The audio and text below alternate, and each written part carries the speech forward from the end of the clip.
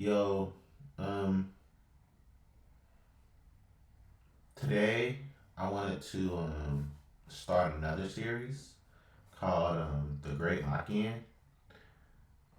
because I on the internet on social media September through December of 2025 is supposed to be called The Great Lock-In.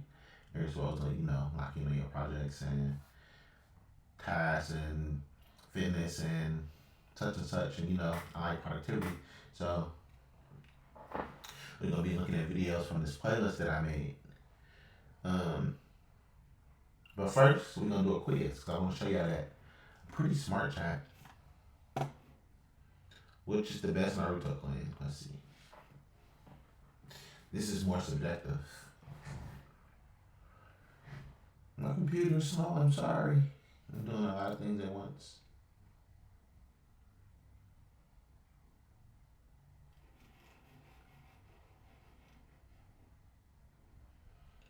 Me personally, the best Naruto clan is the Uchiha clan. Like everybody else agrees too.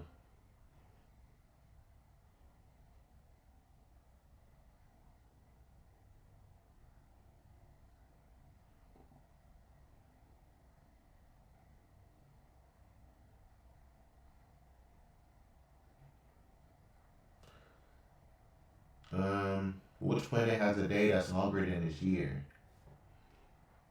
That would be Venus, chat.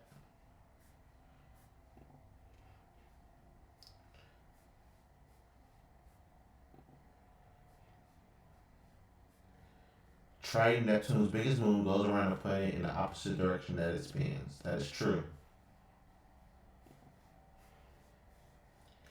Which of the following is the most populous country in Africa? I'm pretty sure that is Nigeria. Yeah, Nigeria.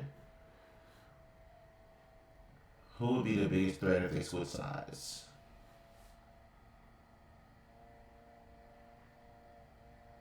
The Akatsuki. If they join the good guys? I haven't seen One Piece. And the Quincy's from Bleach? Nah.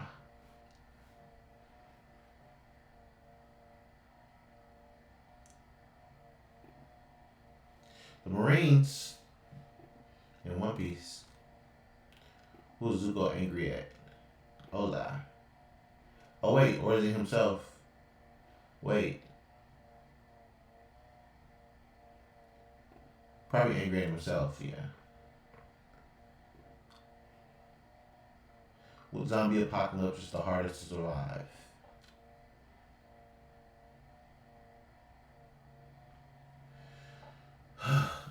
The 28 weeks later, 28 days later virus, the Korean virus from Train to Busan, Dying Light, and the Solarium virus. Bro, it has to be between Dying Light and Solarium. I haven't played Dying Light, but I know those zombies are crazy. More crazier than the regular human infected zombies from Train to Busan and 28 weeks and days later.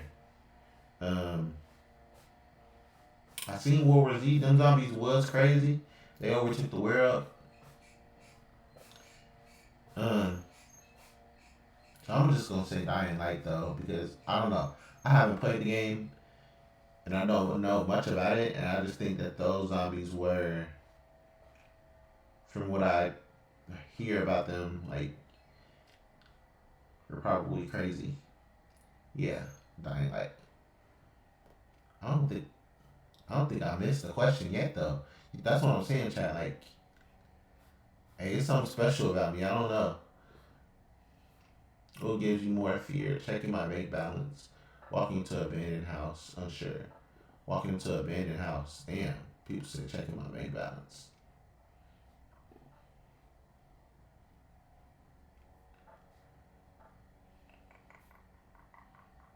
More quizzes.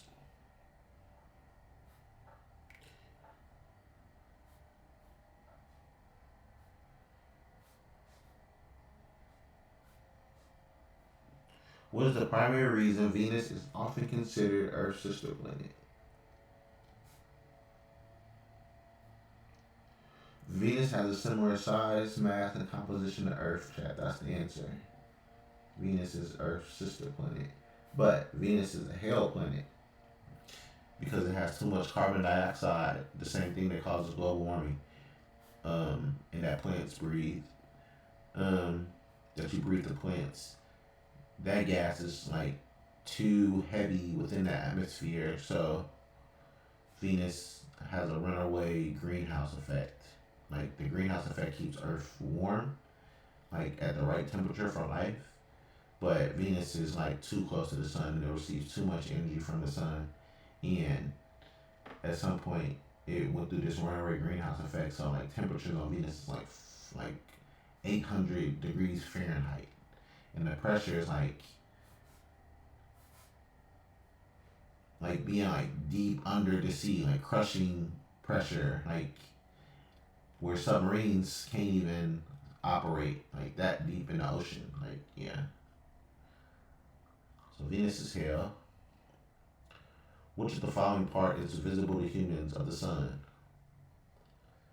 Okay, I need to obviously brush up on my sun's information.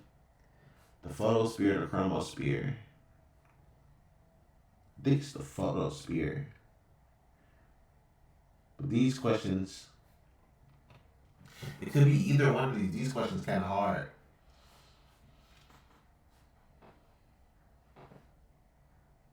But I'll never forget this information. Once I learn this on this from this quiz, I'll never forget this information. I retain information so easy, bro. Photosphere. Ooh, I was right.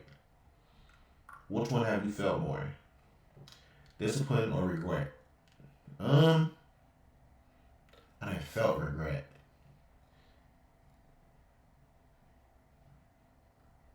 But really, I'm a pretty disciplined person too. But I think you feel regret more. Discipline is a good emotion. Like you feel good from having discipline. Gamma ray bursts can release more energy in seconds than the sun will release in its entire lifetime. That is true. Gamma ray bursts are like when stars, supermassive stars explode. They release gamma ray radiation, and like one gamma ray burst can like strip the atmosphere of Earth and make it like completely uninhabitable and unlivable and irradiated if one was to ever hit Earth. But luckily, these stars are too far away for them and not pointed directly at us to really affect us. But it could happen though. Earth is about blank miles away from the sun. Um, I know it's one astronomical unit away, but the exact distance 39 million miles, 19 million miles, 139 million miles. It seemed like it's in between 93 million and 193 million. I'm gonna say 93 million. Oh, what's going on, chat?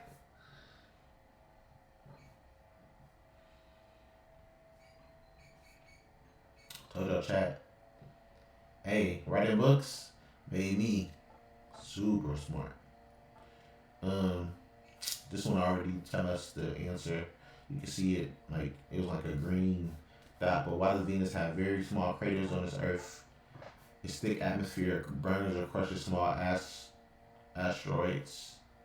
That is true. And Venus also goes through global resurfacing events from volcanic activity. So, yeah. What's the shape of the Andromeda Galaxy? It is a spiral galaxy, chat. Andromeda is the nearest galaxy to the Milky Way. What does IQ stand for? It's intelligence quotient.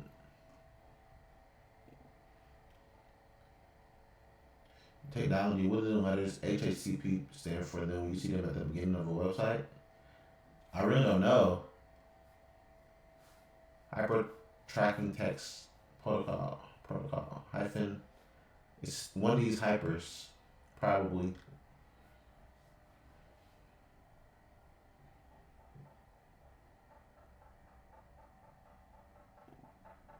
Hey,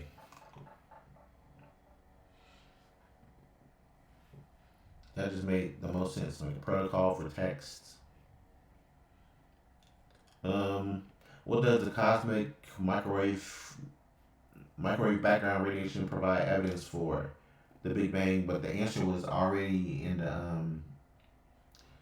already like highlighted. I hate when they do that, bro. But yes, cosmic background radiation is leftover remnants of the Big Bang, like heat and stuff, and we can see this cosmic background radiation and like hear it and stuff. And yeah, do you believe in a mess monster? No. How strong is the average samurai in Naruto? Not very strong, probably.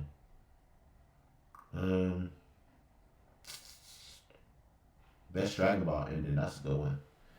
It's the best Dragon Ball ending was Dragon Ball GT by far. That shit made me cry as a kid. Like no cap.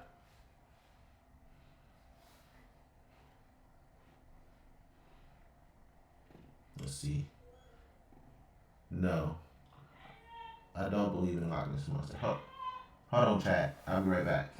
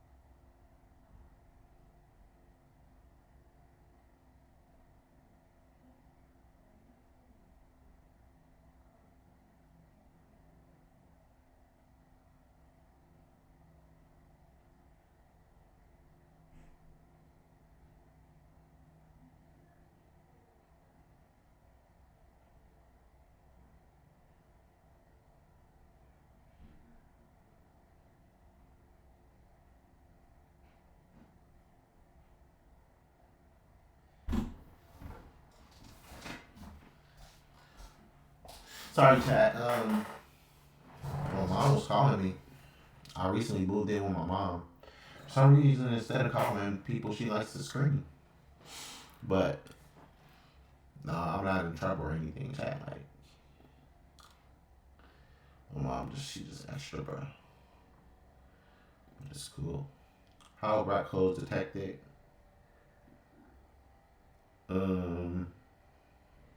I think you see black holes against the rest of the sky,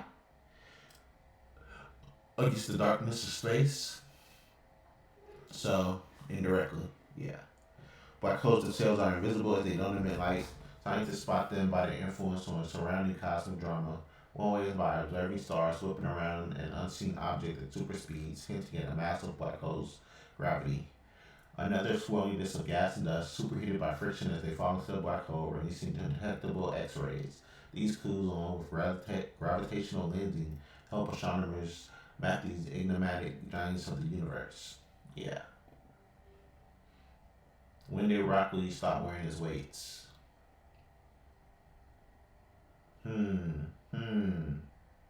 He never stopped. Like, why would he stop wearing his weights? What do you think Three-Eyed Atlas really is, bro? I think that's like, it's a piece of space debris. A natural interstellar comet. Same thing. It's a comet or space debris. Same shit.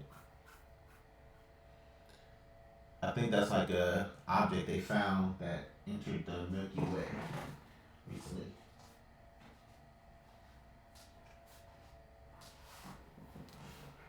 East flowing rivers of peninsular India. Which one of these following sutras from north to south is correct? I'm not sure about this one. I don't know much about rivers, bro, in India besides the Indus River. Would you about a Blue Jays player? I don't know about baseball. Ideal way to sleep. On the side. If you don't sleep on your side, bro. Sometimes I sleep always, not gonna lie.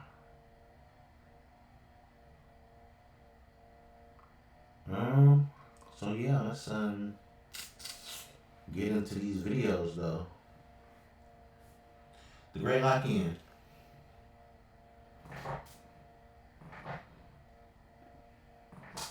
Let's get right.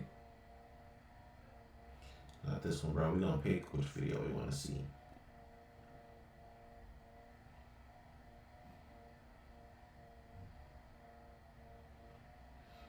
The courage to be disliked. People are not gonna like you, bro. Like and you can't let that affect you in any type of way, bro. Like that's just part of life. People are not gonna like you. Some people like you, some people don't. That's just life. You gotta get over that shit, bro. That's what that book's about. Not too much there, bro. Paradoxes that prove the universe is broken.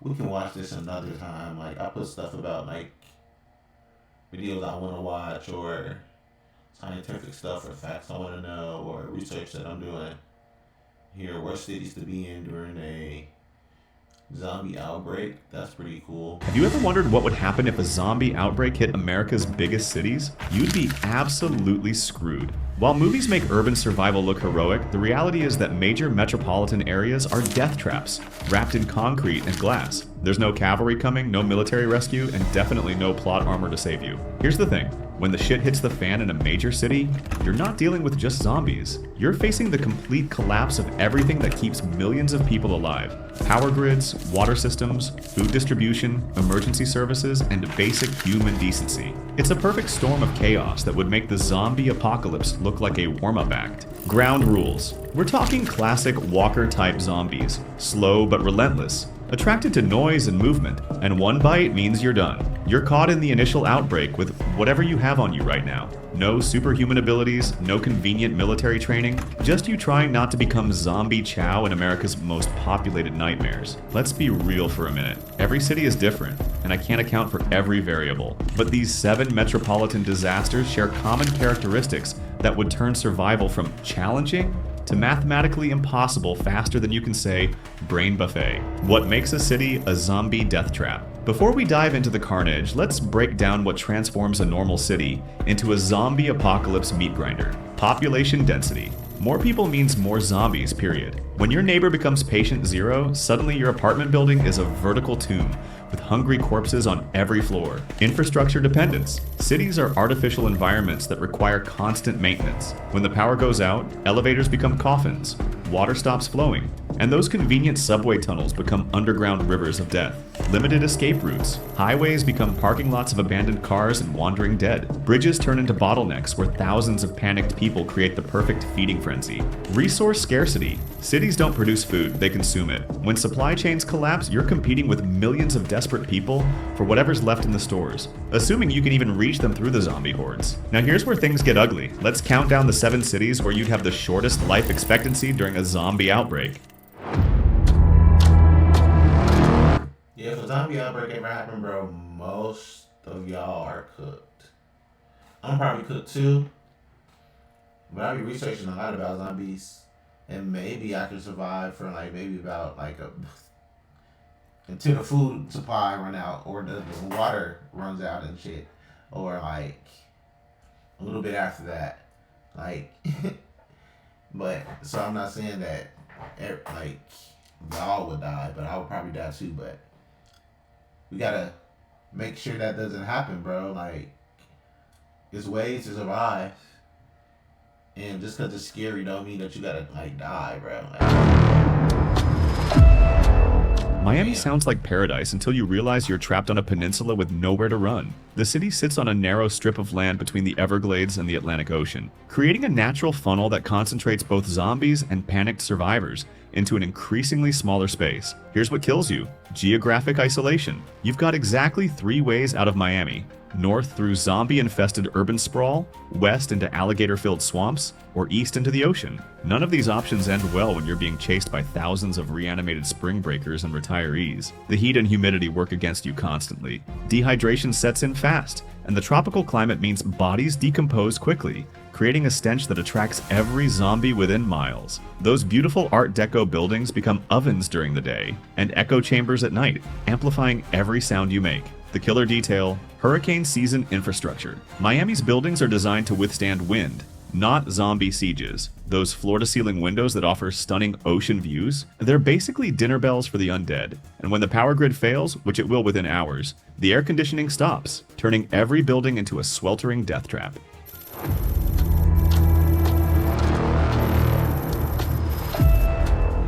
Las Vegas is a monument to human excess built in the middle of a desert, and during a zombie outbreak, that excess becomes your death sentence. The city exists solely because of massive infrastructure projects that pump in water, power, and food from hundreds of miles away. When those systems fail, Vegas becomes a glittering tomb in the desert. The Strip is a killing field. Those massive casino complexes that seem so impressive, they're designed to keep people inside and disorient them. The lack of windows, confusing layouts, and multiple levels create perfect conditions for zombie hordes to trap survivors. You'll be wandering through slot machine mazes while zombies pour in through every entrance. Here's the catch: Vegas has almost no natural resources. No water sources, no farmland, no forest to hide in. It's completely dependent on external supply lines that would be cut within hours of an outbreak. The desert surrounding the city offers no shelter, no food, and temperatures that can kill you faster than the zombies. What seals your fate? The tourist population. Vegas hosts over 40 million visitors annually, meaning during peak times you're dealing with a massively inflated population of people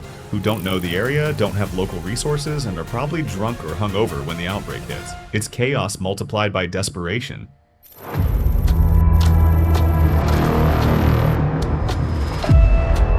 LEA is a sprawling nightmare of interconnected urban zones with no clear center and no clear escape route. The city stretches from the mountains to the ocean, creating a massive web of highways, suburbs, and urban centers that become a continental-sized zombie feeding ground. Traffic is your executioner. LA's legendary traffic jams become death sentences during an outbreak. Picture this: you're stuck on the 405 in bumper-to-bumper traffic. When the outbreak hits, cars become coffins as zombies swarm between vehicles, and there's literally nowhere to go. The highway system that normally moves millions of people becomes a 500-mile-long buffet line. The geography works against you in every direction. Mountains to the north and east limit escape routes, while the ocean to the west creates a natural barrier. The sprawling suburban layout means you're never more than a few blocks from thousands of potential zombies, but you're also never close enough to any real defensive positions. The psychological killer. LA's car culture means most people have no idea how to navigate the city on foot. When the cars stop moving, you're lost in a maze of strip malls and residential neighborhoods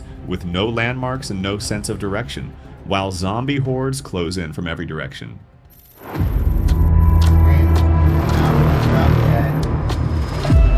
Chicago sits on the shore of Lake Michigan like a concrete fortress, but during a zombie outbreak, that lake becomes a trap instead of an escape. I'm cooked too, bro. I'm cooked too. But at least I don't live in the inner city, bro. I live kind of like in the suburbs. So, yeah. The city's dense urban core, brutal winters, and limited escape routes create a perfect storm of survival impossibility. Winter is the silent killer. If the outbreak happens during Chicago's legendary winter, you're dealing with sub-zero temperatures, snow that makes movement nearly impossible, and heating systems that fail when the power goes out. Zombies don't feel cold, but you do. Hypothermia will kill you before the zombies even find you. The L train system becomes a network of underground tombs. Those convenient elevated tracks that normally move people efficiently, they're now zombie highways that connect every neighborhood in the city. The tunnels and stations become echo chambers where zombie moans reverberate for miles, drawing more undead to your location. Here's what most people don't realize: Chicago's wind patterns. The city's famous winds don't just affect weather, they carry sound for miles. Every gunshot, every scream, every car alarm draws zombies from across the entire metropolitan area. You can't hide from sound in the Windy City. If you've watched The Walking Dead,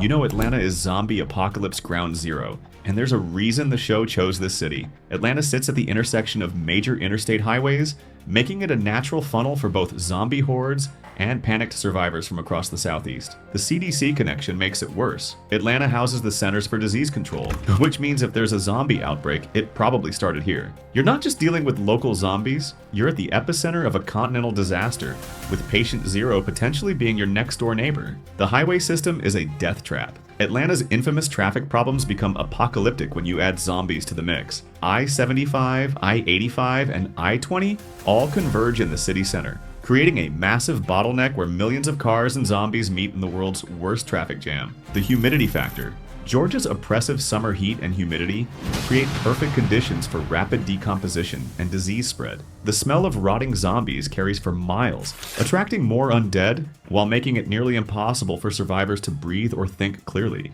DC is designed as a fortress city, with multiple layers of security, checkpoints, and restricted areas. During a zombie outbreak, all those security measures that normally protect politicians become barriers that trap civilians in a metropolitan death maze. Government response makes it worse. DC would be the first city where authorities try to contain the outbreak, meaning military cordons, roadblocks, and shoot-on-sight orders for anyone trying to leave. You're not just fighting zombies, you're fighting a government that sees you as a potential infection vector. The metro system becomes a subway of death. DC Yes Underground Rail Network connects every major area of the city, but during an outbreak, those tunnels become zombie superhighways. The trains stop running, but the zombies keep walking through miles of underground passages, emerging at stations throughout the metropolitan area. The political target factor. If there's a zombie outbreak, DC becomes the most important city to either save or destroy. Foreign governments, domestic terrorists, and military commanders all have reasons to either nuke the city or flood it with resources. Either way, you're caught in the middle of decisions being made by people who see civilian casualties as acceptable losses.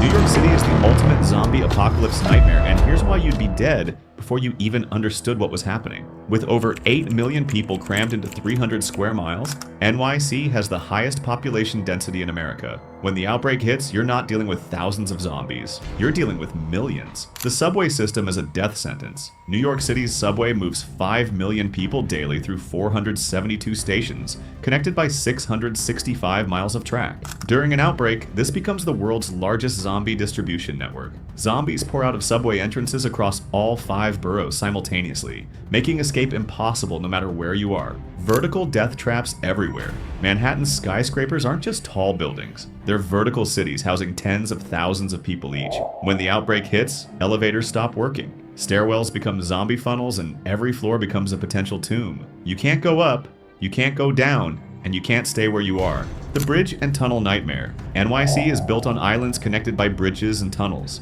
During an outbreak, these become the ultimate bottlenecks. Picture the Brooklyn Bridge packed with panicked people trying to escape while zombies pour in from both directions. Every major escape route becomes a slaughter zone. Here's the thing that seals your fate. New York never sleeps, which means the outbreak spreads 24/7. There's no quiet period, no time to regroup, no moment when the city slows down. Zombies are being created and spreading every second of every day across the most densely populated area in America. The sound factor alone would kill you. New York City is loud on a normal day. Car horns, construction, sirens, millions of people talking. During an outbreak, every sound draws zombies from miles away. You can't hide from noise in a city that never stops making it. Short-term survival rating, the first 24 hours. New York City is 1 out of 10. You're basically already dead. Washington, D.C. is 2 out of 10. Government response kills you faster than zombies. Atlanta, 2 out of 10. Ground zero of the outbreak. Chicago, 3 out of 10. Winter might slow the zombies, but it'll kill you too. Los Angeles, 3 out of 10. 2 spread out to defend, too big to escape. Las Vegas, 4 out of 10. Desert isolation works both ways. Miami, 4 out of 10. Peninsula trap with tropical complications. Long-term survival rating, beyond 1 week. All cities drop to 1/10. If you somehow survive the initial chaos, you're still trapped in an urban wasteland with no sustainable resources, millions of zombies, and the complete collapse of civilization. So what are the key takeaways from all of this? Number 1, get out immediately. Don't try to wait it out or gather supplies. Avoid highways. They become zombie rivers flowing toward population centers. Number 2, head for rural areas. Your only chance is getting away from people and former people. Number 3, travel light and fast. Every minute you spend in the city reduces your survival chances exponentially. And number 4, the brutal truth. If you're in any major American city when the zombie apocalypse starts, your best case scenario is becoming zombie food quickly rather than slowly. These urban environments are designed to support millions of living people with complex infrastructure. When that infrastructure fails and those people become zombies, cities transform from centers of civilization into monuments to humanity's extinction. Your only real survival strategy is to not be there when it happens. Move to rural Montana, learn to farm, and hope the zombies get bored walking through empty fields before they reach your cabin. So, did I miss any cities that would be even worse zombie death traps? How would you rank these metropolitan nightmares? Drop your thoughts in the comments. I love hearing different perspectives on survival scenarios, especially from people who actually live in these cities and know the local geography better than I do. If this analysis helped you plan your zombie apocalypse survival strategy, or convinced you to move somewhere with fewer people, hit that like button and subscribe for more survival breakdowns. Cool video. I don't know how to farm. I'm pretty sure I could try to learn, but Hi guys, and welcome back to the Plot Genie. I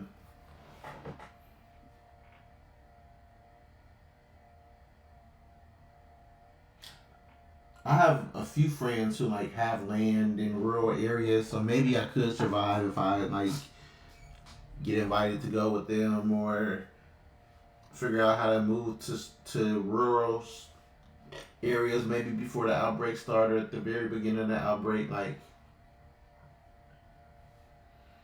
but yeah, I don't really have acres of land, farmland somewhere, so I live in the city, so I'll probably cook, but we're gonna work on that. The next video we're gonna watch is about this lady. Says she makes 3 books a year while working a full-time job. That's crazy. I've been working on my book for a year now, a little bit over a year, and that's just volume 1. And it's a comic, so you gotta wait for the art to come out too. That's why it hasn't come out yet. But yeah, I want to see how she produces 3 books a year. Are you thinking that maybe writing 3 books a year while working full time is impossible? It's not. I've done it. Maybe not full time, 40 hours a week, but 32 hours a week at a police station with children at home. I've done that.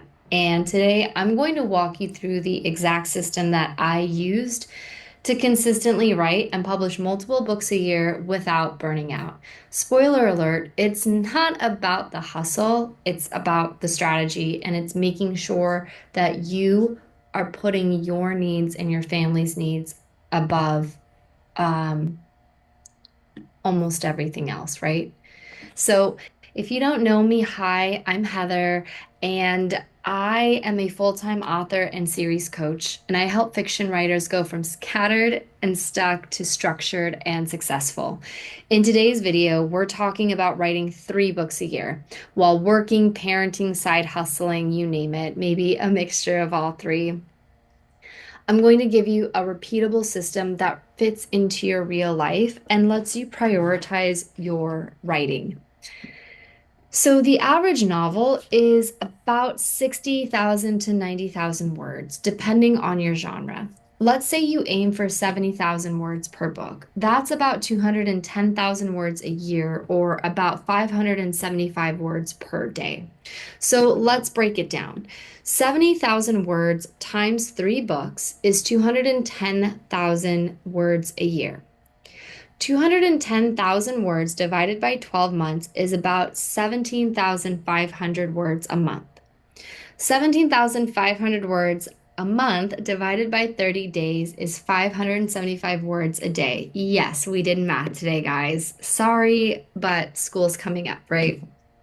So, anyway, 575 words a day is basically a 20-minute writing sprint on your lunch break or in the car line or before bed.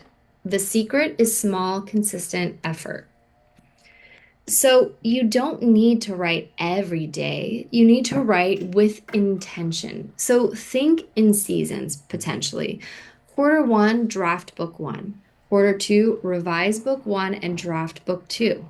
Quarter 3, revise book 2, draft book 3. And then Quarter 4, revise book 3 and publish book 1. So I try to write a year ahead. I know that that doesn't work for some people, and sometimes it might not be possible. But if you are able to, it's something definitely to try.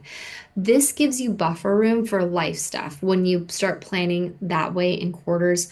Holidays, burnouts, family drama, because we all have it, while you're still moving forward, you're still seeing progress. So the next step is going to be creating a repeatable writing routine. So, what does that actually mean? For one, don't chase motivation. I get so annoyed when people say, oh, I have to feel right like writing. I have to really wait for inspiration to strike. I'm waiting for the muse. I get we're all creative, but if you really want this to be a business, you can't just wait for inspiration when you're sitting at your 9 to 5. You can't wait for inspiration to go fold the clothes if you're working at Target. You can't wait for inspiration to make popcorn if you're working at a movie theater. We can't just wait for inspiration, right? When we're parents, we can't wait for inspiration to go make food or to tell our kids, no, they cannot have the 15 bags of fishies or pirate's booty that they want. We have to just do it. We have to buckle up and we have to do it. And that is writing. And that's what I'm talking about. You have to build this habit. Okay? Here is how I set up a writing routine that sticks for me. She been spitting, Jack. She really been spitting. Pick your best time. For me, it's in the morning. But remember, I'm full time. I am very lucky. My husband is able to stay at home and help me with the kids so we can work a schedule around our family. You might not have that luxury, and that is okay. So pick your best time, even if it's 15 minutes before work. Number 2, set a scene. Same space, maybe music, maybe a coffee, a drink that really gets you, whatever. This is part of the routine because when you have your habit, and you're doing things consistently, it's going to trigger something in your brain that says, oh, we're writing. I'm going to start turning that creative brain part on. The third thing, use a timer. 25-minute sprints is really going to help you with your focus. And then the last thing, track your word count weekly, not daily. See, I like doing it daily, but if you are working full time, this is going to help you because some days are going to be easier than the others in order to hit that word count. It's not about being perfect, it's about showing up more days than not. And that is what is important. So this is my biggest tip that I think a lot of people kind of take for granted is if you are really trying to hit sort of these goals when you are balancing it with family, working full time, whatever, have an outline before you draft. If you can only get 20 to 30 minutes of writing done per day, you can't waste any time figuring out what happens next. I've actually played around with this a couple of weeks ago where I kind of went in not really knowing. Like I knew, like when it comes to my cozies, like I knew I don't really know who does it, but I kind of obviously know at the end there's the murder is going to be solved. And I kind of have a structure of this chapter she should find some kind of clue, this chapter she should talk to this kind of suspect. But if I don't have anything, the creative energy it takes for me to figure it out is so draining and time consuming. And whereas even if the night before I write a few sentences for the chapters that I'm going to write the next day, it goes by so quickly. It's like I don't have to think about it. And part of that is building that habit to think in that way, right? So you can use something as quick as an 8 point plot. This is what I offer. This is how I start when I have my ideas. But I personally break it up by chapter. That's what I like to do. And it's literally a couple of words per, or not a couple of sentences per chapter. You could also use chapter summaries, maybe get a little bit more detailed. And you can also use scene beats for emotional or plot turns, right? So a roadmap means you're never staring at a blank page. It's plug and play. Even when you're exhausted, you don't have to think about it. And let's say the characters take a sharp right, right? You can go with that because you know where they're going, hopefully. So the step 5 is write dirty and edit clean. Your first draft is not supposed to be good. It's supposed to be done. So don't put that pressure on yourself. Don't reread yesterday's words. You shouldn't have to if you are planning ahead. You should know by looking at your current outline, oh, yeah, this is what's supposed to happen, which means this happened last time. You shouldn't have to spend any time rereading yesterday's words. Don't fix your typos. Don't pause to fact check or research or whatever. Get the bones down, fix it all later. The faster you That's probably why I take like a year to write a book because I need to do the research and I need to do the editing and I need to do like a lot of the little steps as I'm writing in order to figure out the story. But she does have a good idea where you're outlining the other books, and I've kind of started that intuitively. Um, like I recently just started working on volume two. It was just something in my mind. Like one day I'm gonna have to write volume two. One day I'm gonna have to write volume two.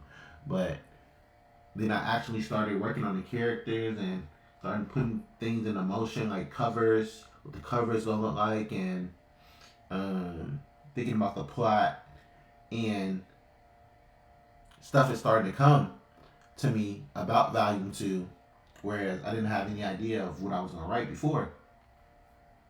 So working on that next project while you're working on your current project is something that's essential and can speed up your process. But I like to do the editing and stuff like that. I like to see my product like polished as I'm writing. I'm kind of perfectionist a little bit, but perfectionism isn't good. So you want to be a person who finishes things, not a perfectionist, because you're never gonna be perfect. finish, the more likely you are going to finish completely at all, whatever you want to say. This is what's so important. Okay. So after that, you want to start you want to plan your publishing timeline backwards. So what do I mean by that? If you want to publish 3 books, map it backwards. So for each book, you need 1 month, like potentially. Potentially. This is why it's important to know who you are and what your process is. You might need a month of revisions. You might need 1 to 2 weeks with beta readers or polishing out those revisions, alpha readers, things like that.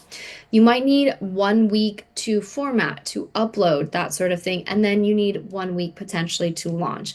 If you know your dates, you can work your drafts around them based on your history, based on the way that your process has worked before. This way, there's no more last minute chaos. You have everything geared up and ready to go, essentially. And step 7, you can use your weekends and batch wisely. So your weekends, potentially, I don't know what your schedule looks like for us. Sometimes our weekends are even busier with all of the sports that my kids do. So it can be even harder, but whatever free time you guys have, I'm just going to use weekends as, the expectation, right? They're your power. You can use 1 day per month for maybe a writing sprint marathon. You can batch and brainstorm your scenes, dialogue, maybe even chapter summaries ahead of time. You can use 1 day to prep your launch content, right? One productive Saturday can equal a whole week of progress. And if you're only using 1 day versus the two, you still have time for family, religious stuff, all of that on Sundays. Step 8, you want to build in burnout buffers. So this isn't hustle culture. I will be the first person to tell you to treat it like a job and to not make excuses, but we're not trying to burn ourselves out. And we're definitely not trying to get desperate and hopeless. And I have to do this in order to make this money or whatever. We want this to be fun and easy and joyful while also being smart and intentional about our decisions. So I want this for you to be sustainable progress. So schedule 1 week off between books. Sometimes I do this, sometimes I don't. I really need to practice what I preach. However, I do it more than I don't. Um, I've been writing Hikari for a year now, and I thought I was gonna stop. Okay, my original goal was 70,000 words for this book. 70,000 words. That should be a decent length comic book. That should be like 200 plus pages, maybe even three. And when I was writing it, I was like, oh, this book is gonna be more like 50,000 words, and I'm gonna stop at 50,000. But then, as I was writing it, more and more stories were coming to me, and the plot was just developing more. And now I'm at 76,000 words. So I'm almost at 80,000, which exceeds my goal of this one. I'm trying not to let it go into the 100,000 realm because that's a pretty big like volume of book when you translate it to comic pages. But um, yeah, she right. If that makes sense. I don't also overcommit during busy life seasons. A lot of the time, people assume this is holidays. For me, actually, this isn't the case because if the kids are off of school, I have a lot more time in the mornings because I don't have to worry about getting them dressed, feeding them breakfast. I mean, I do feed them breakfast, but like it's not at 6:30 in the morning. It's whenever they decide to wake up. Um, but there are going to be busy seasons. Vacation is so busy for me if we're visiting family or if we're going on vacation. So I just don't write during that time. I don't want to stress out about not hitting my goals. It could be very different for you. So figure that out. And again, it's all about your process and what works for you and your family. Make sure you keep your writing goals realistic and more importantly, flexible. Progress doesn't mean never resting, it just means not quitting. And that's really important. People will like miss out on their schedule 1 day and be like, well, I'm done, cut the show. Like that little meme, like, I guess I'm just not doing this, and they'll just give up. And you're not like that. You're better than that. So let's really quickly recap. Know your word count goals. Okay. If this could be, if you're not doing 3 books, this could be 6 books at 40,000 words a book. This could be whatever works for you, your brand, your publishing schedule, whatever you want.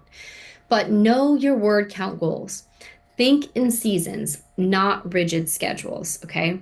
Build a repeatable writing habit that works for you and start shifting your perception on what you actually need to write. You can sit and wait in the pickup line and write for 20 minutes. You can do that at hockey practice. You can do it on your lunch break. You can do it, wake up 20 minutes earlier and get a sprint in that way. That's what you can do. Okay. Outline first. Again, doesn't have to be super detailed. It doesn't even have to be the whole book's outline. It can just be whatever chapter you are writing for the day.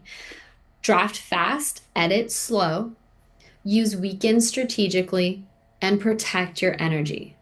So, if you are interested in Plot Like a Pro, this is a completely free resource that I really want to get into your hands, and it helps you plot based on your genre expectations, your tropes, and just, the 3 act structure, but mixed with really good pacing beats. And it's completely free. Sign up for it down below and you will get it right away. I really love it because this is what I use when I start to plan whatever book I'm going to write. And it's just I feel like it's really helpful from what I've been told. People find it very helpful. I just want you to have this resource because sometimes it can be really, really overwhelming to plot because you have to think of so many different, well, what tropes should I use? What does that mean? Genre expectations. Oh my gosh, I just want to tell the story. And That is true. There's so many things to think about and so many things to take into account when writing a book. How does this dialogue sound? Do these people sound realistic? Is the plot moving correctly? Like, when is the right time to end this chapter? All while thinking about like what's gonna happen next. Like, it's a lot of things that go into it, a lot of moving parts, and sometimes you can get bogged down in those details. And I try not to get bogged down on those details and just write what I feel. But it's hard sometimes. And I really want the focus to be on you and what makes things joyful and exciting and easy for you, but while also keeping in mind an important structure. So sign up for that below and then comment below, please. The plot genius, Genie, the plot genie. That's her name.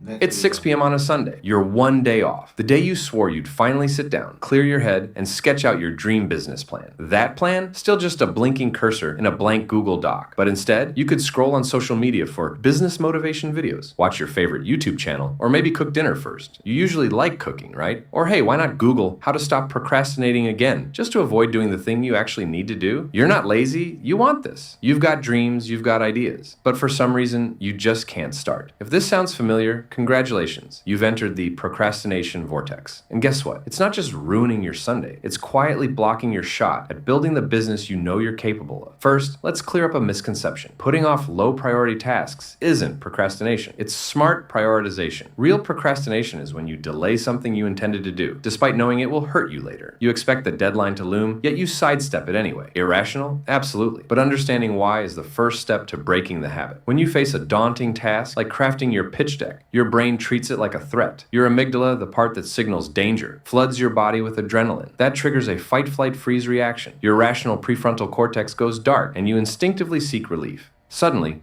scrolling or snacking feels infinitely safer than tackling that scary document. Researchers studying university students found that while actively studying, participants rated the work as manageable. But when procrastinating, they described even thinking about studying as highly stressful. In other words, avoidance amplifies dread. The longer you wait, the more monstrous the task appears, and the deeper the loop of avoidance becomes. We all procrastinate sometimes, but it hits hardest those who struggle with emotion regulation or have low self-esteem. Ironically, many perfectionists delay tasks because they care so much about doing them flawlessly. Their high fear of failure becomes the very thing that shuts the whole process down. Chronic procrastination isn't just a time thief. It's linked to ongoing anxiety, depression, and shame. Physically, you might experience headaches, muscle tension, or insomnia. And yet, each time you procrastinate, you get a quick hit of relief, your stress dips temporarily, reinforcing the cycle. So you do it again and again. Traditional advice, be more disciplined, crush your schedule, actually backfires. Self-criticism layers extra stress onto your brain's threat response, making avoidance even stronger. Instead of beating yourself up, you need to treat yourself kindly. Ironically, self-compassion is far more powerful than harsh self-punishment. Here are 4 research-supported tactics to short-circuit procrastination. Tactic 1, emotional first aid. Name the feeling. Acknowledge fear, shame, or overwhelm out loud or in a journal. Naming neutralizes. Journal it out. Write down exactly why the task feels threatening. For each fear, jot a countering fact or plan. Tactic 2, microtasks. Break your project into ridiculously small actions.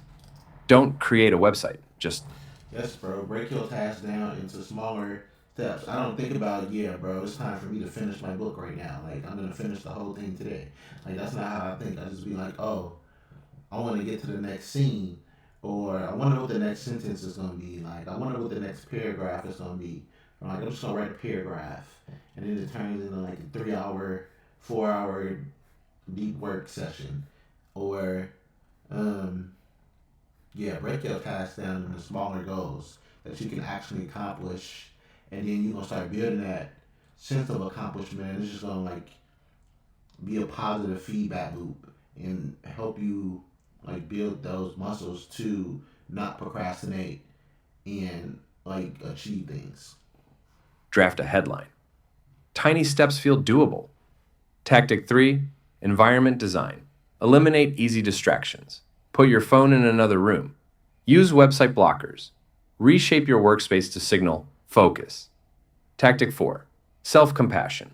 Talk to yourself like a supportive friend. Yeah, bro, get off your phone, bro. Like, get off social media, get off your phone. Like, only use it for a purpose. Like, I only use social media to promote my book now.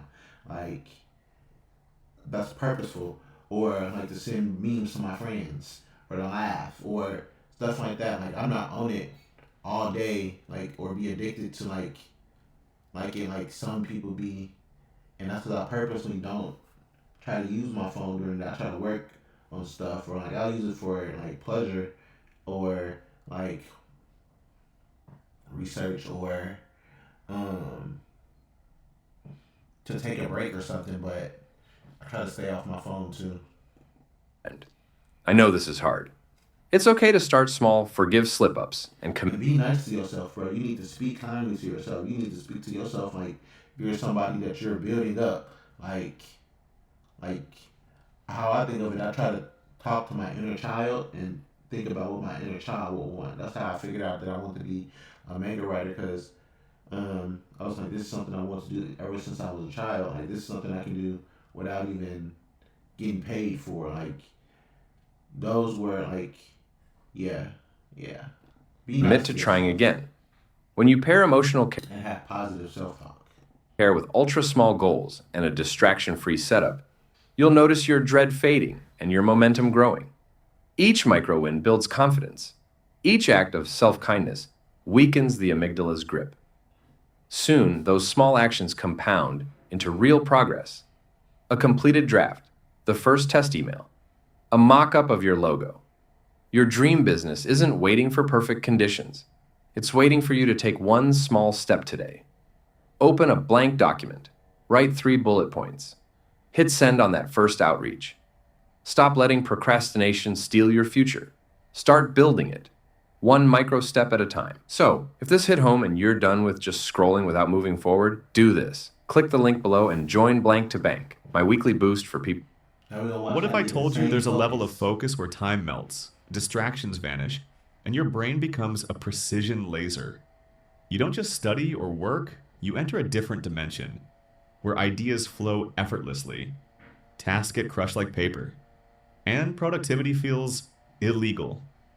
Today, I'm going to teach you how to unlock that God tier focus, even if your current attention span is shorter than your phone's battery. This isn't motivation fluff. This is brain hacking at its finest. Let's break the system.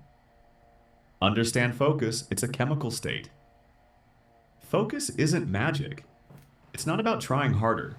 It's about entering a neurochemical zone where distractions can't reach you. The key players. Dopamine equals drive plus reward. Norepinephrine equals alertness. Acetylcholine equals laser targeting. Serotonin equals mood plus flow. When these chemicals balance correctly, you enter what scientists call the flow state, aka 5 times faster learning, 2 times better memory, 0 times care for distractions. The 4 laws of illegal focus. Let's engineer your brain for deep focus using these 4 tactical laws. Law 1. Eliminate the hidden enemies, cognitive leak killers. Phone equals nuclear distraction. Use app blockers like Forest, Cold Turkey, Freedom. Put phone in another room or in phone jail. Box with lock timer. Yes, it exists. Visual clutter equals cognitive noise. Clean your desk. Only keep 3 things: notebook, pen, and the task. Mental clutter equals RAM drain. Use a brain dump page every session. Write down any thought that tries to interrupt you. Law 2. Trigger the focus ritual, brain priming. Elite performers don't wait to feel ready. They use rituals to switch their brain into gear. Here's yours. The illegal focus protocol, 5-minute activation. 1. Play your focus soundtrack. Same song every time equals brain anchor. 2. Sit in the same place. Location primes behavior. 3. Do 5 push-ups or 10 jumping jacks. Activates dopamine plus blood flow. 4. Count down from 10. Clap hands, say focus mode on. Do this every time. It sounds weird, but in 7 to 10 sessions, your brain will snap into focus automatically, like Pavlov's dog. Law 3. Work with your brain, not against it. Your brain isn't a robot. It runs on energy cycles. Learn to work with your ultradian rhythm, natural 90-minute peak focus waves. The 90 to 20 power cycle. 90 minutes of deep focus. 20 minutes of real recovery, no phone scrolling. Go walk, stretch, breathe. During the 90, use a timer, Pomodoro or Flomodoro. 45 to 10 to 45. No talking, no switching, no quick checks. 1 task, 1 outcome. Law 4. Stack neurochemical wins biohacks. Let's hack the brain's chemistry for focus. Neurohacks that work. Cold exposure, 30 seconds cold water on face. Instantly increases norepinephrine. Green tea plus L-theanine, or coffee plus MCT oil. Smooth dopamine curve.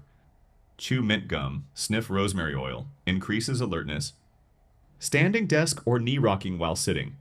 Keeps blood flow going. Use 1 or 2 of these before focus sessions to stack dopamine, not drain it. The Focus Master Protocol, step by step. Here's how you stack everything into a single repeatable system. Before you start, choose your task and outcome. Finish 3 biology pages plus 1 flashcard review. Set timer, 45 to 10 to 45, or full 90-minute block. Prep your station, clean desk, headphones, water. Activate ritual, music plus jumping jacks plus focus mode on. During the session, 1 tab, 1 task. Music or white noise only. Block all distractions, apps, pop-ups, people. Track progress visually, sticky note, whiteboard, timer. Break equals recovery, not scrolling. Walk, deep breaths, quick journal or gratitude. Water plus movement equals reset. After session equals micro reward. Chocolate, stretching, meme scroll, yes, but set a timer. Note progress, reflect. How deep was my focus? What distracted me?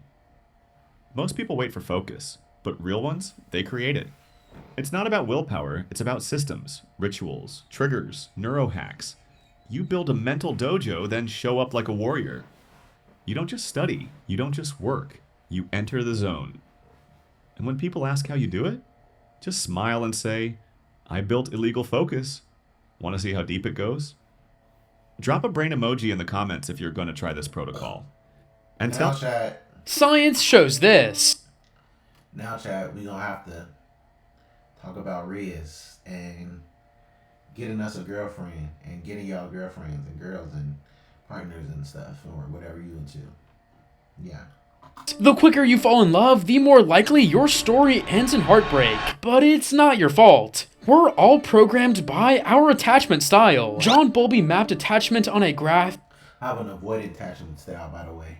with two axes, avoidance and anxiety. While anxiety measures how much you worry about love, avoidance measures how much you pull away from it. The dream destination is the secure attachment. Until you reach it, every love story risks running in circles. Number 1. Anxious attachment. This type has low avoidance, but very high anxiety, and is caused by our relationship with our parents. Yet it sounds familiar and most YouTubers talk about this, but bear with me. Our parents dictate the people we're attracted to. Literally. In an experiment, people were shown photos of strangers and were asked to rate how attractive they were. At first, the ratings were pretty normal. Then the photos were modified. For men, the strangers were changed to resemble their mothers, while for women, the strangers were changed to resemble their fathers. The ratings skyrocketed. It is disturbing. But this phenomenon is called the Oedipus complex. We nudge towards partners who remind us of our parents. Yet the attraction isn't the end of the story, it's only the spark. Dorothy Tenoff called the next stage limerence, an obsessive state where one look or one conversation can be replayed for hours in our heads, each gesture dissected for signs of affection or rejection. Because of this, we become too needy, clingy, and eventually lose her interest. But then we have Don Juan,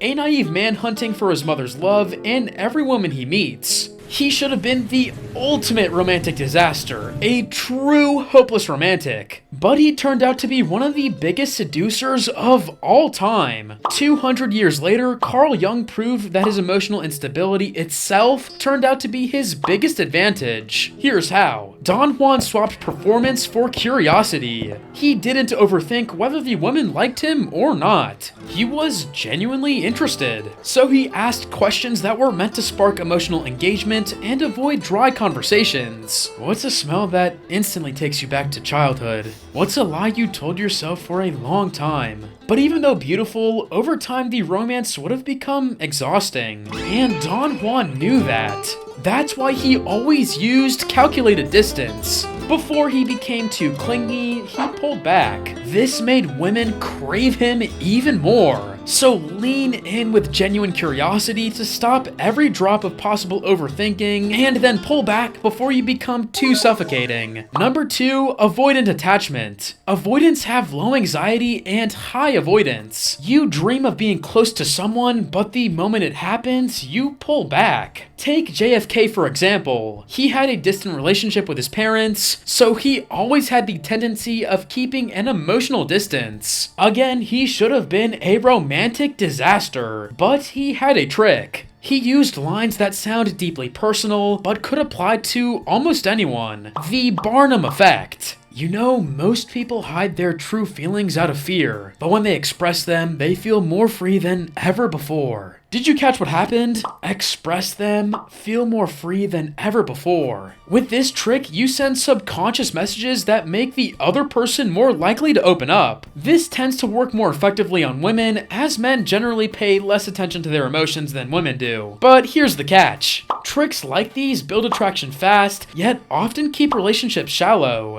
JFK's countless affairs are living proof of that. To escape this trap, you also need to get more emotionally intimate. Enter controlled vulnerability. Share one small, genuine detail about yourself, then pivot to a meaningful question about her. For example, I don't really cry when I'm sad, but when I'm emotional, I may drop a tear. When was the last time you cried? That way you stay in control, but you invite real intimacy. And when you do that, the whole dynamic flips. She begins to chase you. But this is where it gets trickier. There's one attachment that combines the worst of both worlds. Number 3. fearful attachment. It's generally an amazing thing to be emotionally intelligent, right? But according to the Dunning-Kruger effect, the higher the emotional intelligence, the more often you will underestimate your abilities, especially when it comes to relationships. So you'll become more anxious and more avoidant. How can you overcome this deep psychological fear? Well, John Keats, an English poet, is the best example. He was creative, but broke. Romantic, but weird. Emotionally intelligent, but just 5'1". In some letters, the poor guy even deemed himself as being unworthy of women, so he kinda gave up. But this move had an unexpected twist. In the following years, he became friends with many women in high literary circles, even though indirectly, the time he spent with them made him more comfortable among women in general. So when that girl, Fanny Braun, came into his life, he was confident enough to express his feelings and made her his girlfriend.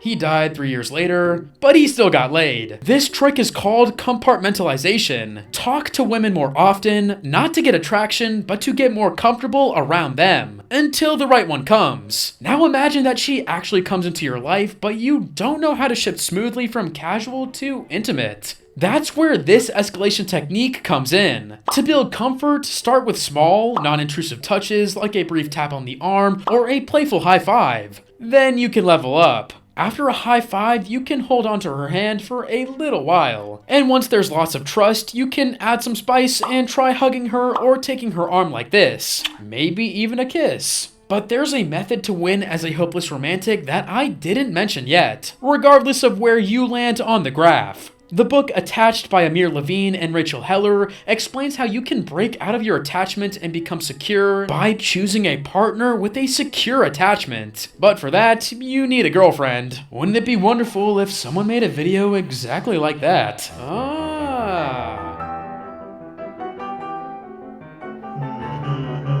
we do more Riz? Yes. Love is complicated. Wrong. The biggest seducers of all time transformed love into a precise step-by-step game because they knew what modern science no more was. Riz, no more Riz. Science shows this. watch The that quicker video. you fall in love, the more. Let's watch something about. The last video is gonna be about flow state. Can't give y'all too much sauce too quickly now. Then y'all gonna try to be stealing my hoes and stuff. Like, nah, bro, we not. Nah. Most people think this magical thing called flow state, that feeling where you're unstoppable, laser focused, and time disappears, is reserved for professional athletes, world-class musicians, or genius inventors. But that belief is dead wrong. Flow state isn't magic. It's not something that only the elite can access. In fact, science shows it's simply the result of specific, repeatable conditions, which means if you understand the formula, you can trigger flow anytime you want. Yes, you watching this video can get into the zone as easily as an Olympic sprinter or a top chess player. Let me show you how.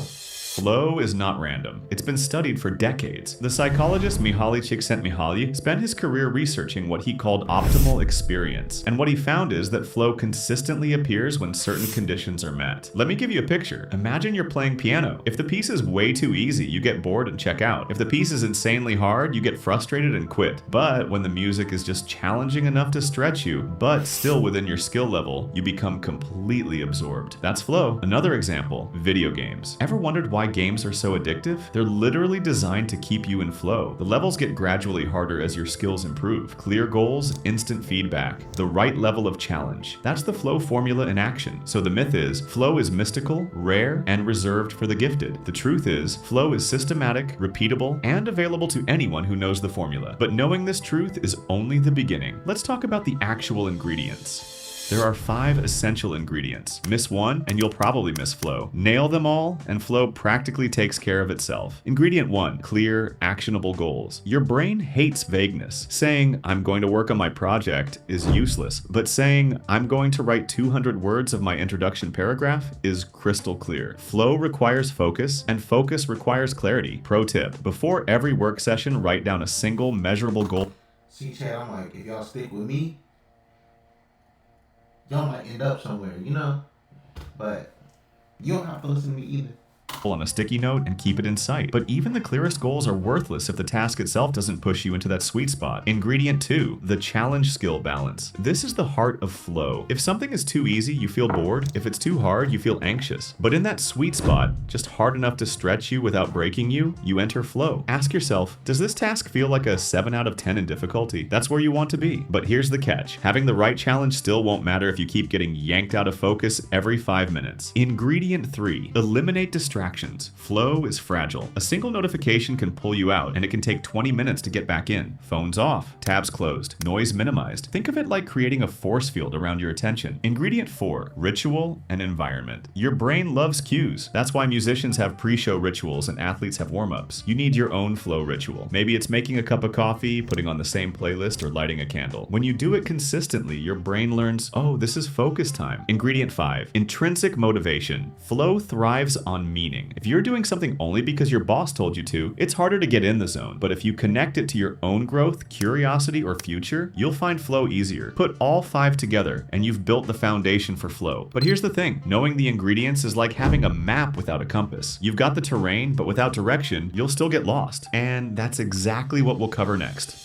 Alright, let's get practical. Here's a step-by-step ritual you can use to enter flow anytime. Think of it like your personal launch sequence. Step 1. Decide what you're doing. Set one clear goal. Clear your desk, silence your phone, close extra tabs. Pick a time block, 30 minutes, 60 minutes, or 90 minutes. Step 2. Now, create a ritual that signals the start. Maybe it's 3 deep breaths. Maybe it's opening your notebook and writing the date. Maybe it's playing a specific song. The ritual itself doesn't matter, it's the consistency. Over time, your brain will learn, when I do this, focus begins. Step 3. Don't wait for motivation. Don't wait to feel ready. Just do the tiniest action. Write one sentence. Solve one problem. Draw one line. The brain loves momentum, and starting small removes resistance. Step 4. Once you're in, commit to single tasking. No switching, no checking. Stay with the task, even if it feels clumsy at first. Flow usually shows up after 10 to 15 minutes, not instantly. But if you stick with it, it will come. Step 5. Don't burn out. Stop while you still have energy. A pro trick. Leave a sentence unfinished or a problem half done. That way, when you come back, your brain instantly re-enters flow by picking up the thread. This ritual is simple, but it's powerful. And if you repeat it enough, your brain will start slipping into flow almost automatically. What you do after flow matters just as much as what you do during it. So let's talk about the one ingredient almost nobody thinks about: recovery. Most people think the secret to more flow is to just push harder, grind longer, and stay locked in. But flow doesn't work like that. Flow is a peak state, and like any peak, it requires valleys. The science is clear. Your brain can't sprint forever. Neurochemicals like dopamine, norepinephrine, and endorphins flood your system when you're in flow. That's what makes it feel so amazing. But those chemicals don't stay high indefinitely. They need time to replenish. If you keep pushing without recovery, you don't just stall, you crash. Here's the counterintuitive truth. Recovery isn't the enemy of flow, it's the fuel for it. Quality sleep is where your brain resets and builds the neural pathways that make flow easier next time. Movement, whether it's a workout, a walk, or even stretching, flushes stress and primes your nervous system for focus. Even boredom, those quiet moments where nothing is happening, actually recharge your attention span. That's why the best ideas often hit you in the shower, on a run, or right before sleep. Think of recovery as charging the battery that powers your deepest focus. Skip it, and you'll burn out before you ever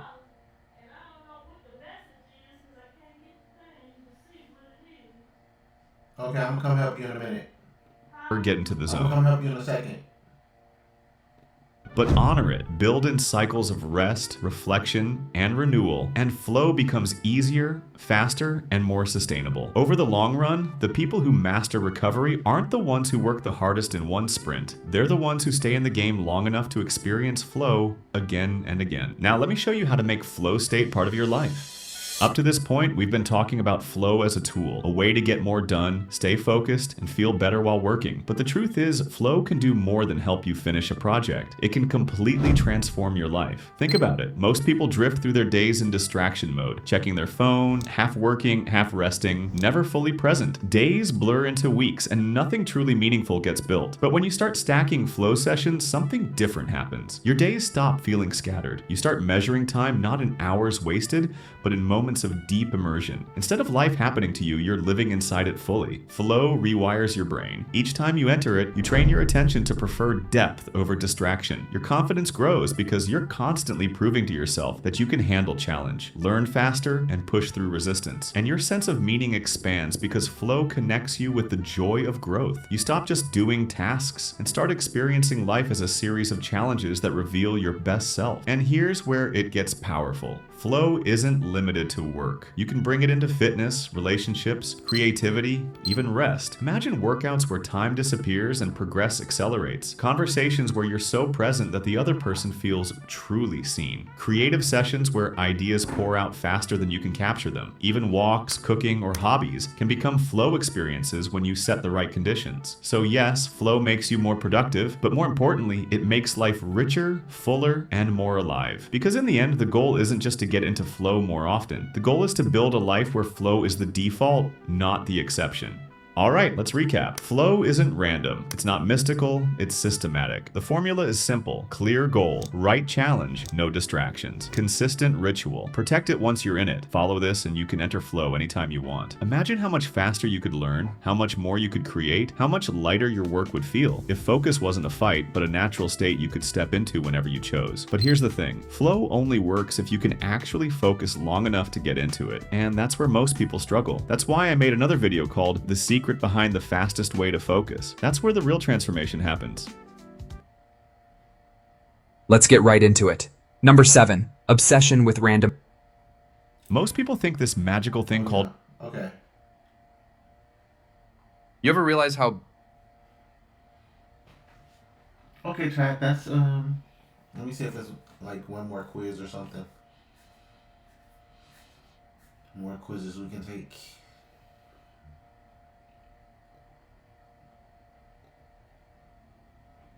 We need to save that for research.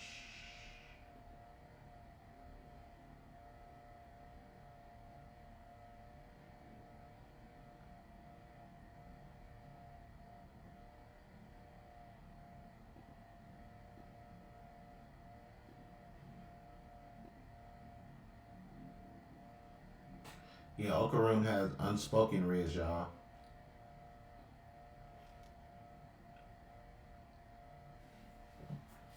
Be honest. Where are you right now with your comfort zone?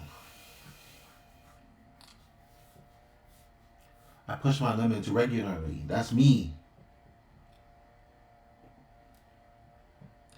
What video do you want to see first? How capitalism killed creativity, cartoons that made me who I am, or how to love yourself? How capitalism killed creativity. I would like to know that. Should South Park take down the Charlie Kirk episode? No. How do you meet new people in 2025? School or work, friend circle, online, random gym, coffee shop, bar.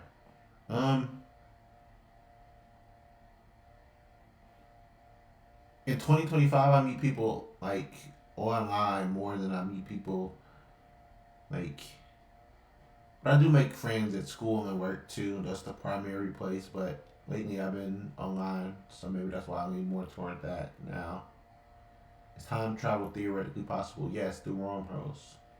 Yes, according to the BBC, traveling to the future is possible, but traveling to the past is either very difficult or impossible. General relativity allows for backwards time travel, such as through a rotating black hole. However, current technology doesn't allow one body to advance or delay more than a few milliseconds compared to another. With reference to major rivers of South America, which one of the following sequence from east to west is correct? This is like just like that other river question. I'm not sure. We're gonna pick a random one. Okay. Looks like that's all the quizzes for today. And